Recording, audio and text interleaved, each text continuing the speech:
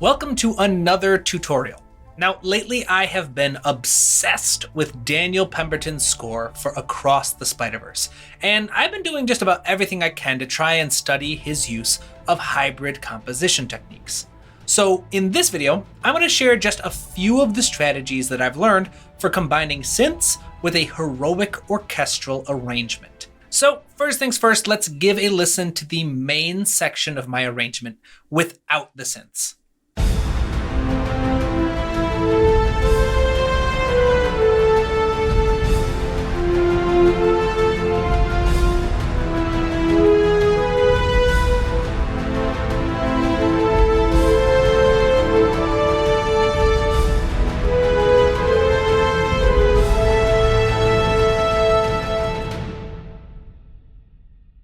Awesome, so that sounds decent enough, but what I really want is to add a more electronic and hybrid sound to this piece. And to get that sound, I'm going to need to add 4 different types of synths to the arrangement: a sub-bass, a pulsing bass, harmonic pads, and harmonic plucks. Let's add each of these to the arrangement from the ground up, starting with the sub-bass first. A sub-bass is just a super simple synth that performs the bass line an octave lower than your other bass instruments. The sub-bass gives your arrangement extra size, impact, and power. It's kind of a sound that's meant to be felt more than heard, so you don't want a super complex sound. Most synths are going to come with a variety of synths that you can choose from. However, when in doubt, you can always feel free to create your own by using a simple sine wave to fill this role. Just avoid any synths that contain lots of harmonics, since they can easily muddy up your sound once you add additional layers to your arrangement.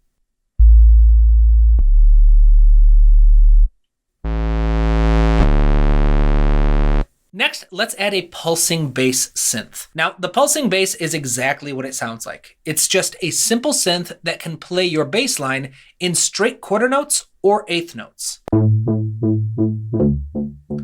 This helps add both support and movement to your arrangement, while setting a reliable and constant backdrop for all of the other rhythmic elements in your music.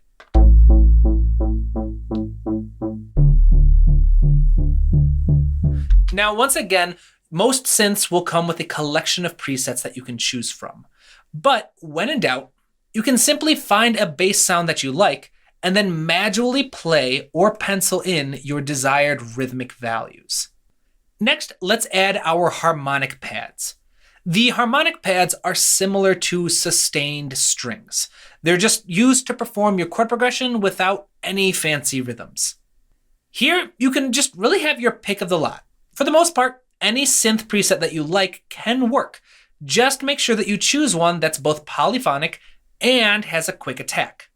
In other words, you're going to want to choose an option that can play multiple notes at a time and that doesn't take too long to start playing once you press a key.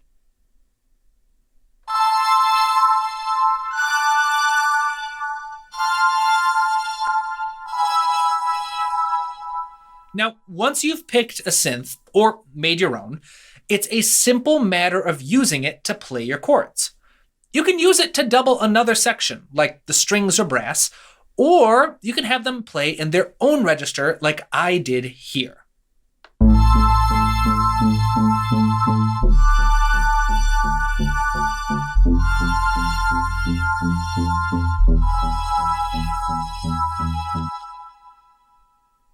So the final step is to add our most complex layer of synths, which are the harmonic plucks.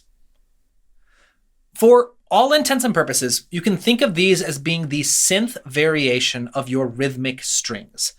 You're going to want to find or create 2 to 3 different synths that each have a quick attack and near immediate release, just like a staccato string section. From here, we're just going to simply layer a few different ostinati to help create something called a polyrhythmic texture. And All that means is that we're going to layer a few different short, repetitive, and rhythmic layers on top of each other. And to help with this, there are two things that you want to keep in mind. The first is that each idea needs to be short and repetitive. We're not trying to create additional melodic ideas or layers for this piece. We just want some rhythmic accompaniment. So focus on creating patterns that repeat every beat or two. The second tip is to start with a super simple idea for your first layer, and then get a little more complex each time you move up a layer. For example, my first synth is just basically playing the common tones found between my chords. I'm not moving around to too many different pitches other than just a single embellishment here or there. My next synth is a little more complex, playing a rhythmic arpeggio, but again, just sticking to chordal tones.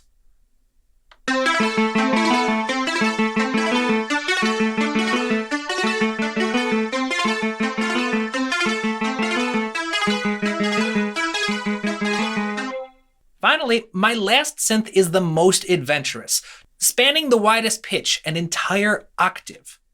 But once again, it's only sticking to just chordal tones. I'm not being too adventurous. When we add all of the synths together, we get a really cool composite texture that's brimming with both energy and color.